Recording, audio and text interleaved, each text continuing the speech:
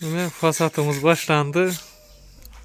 Netibatımız yine böyle bir acayip çıraylı rengden bu tırtına çıkarantıyı.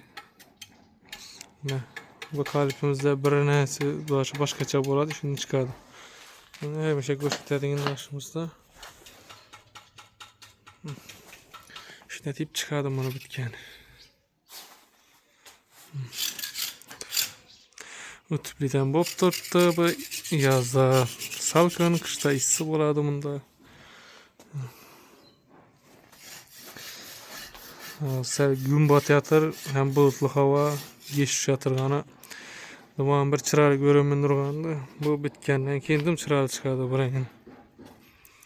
Ütüpliklerini koyup durmaz ana ikkelinge. Bir acayip çıralı renk buladı bu da. Bir de 2 xil renk vuramız, 3 xil renk. Sokolny bilen 3 xil buladı. Yan baş 3 tarafına vuramız başkaça renk buladı koyan tarafla.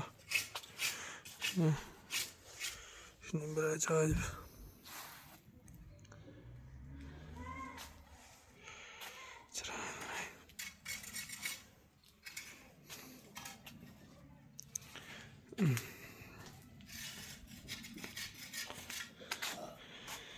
Yaraşıptı degen ümittemiz, yaraşkan bolsa yaraştı dep yazasına da çırağı çıkıptı dep.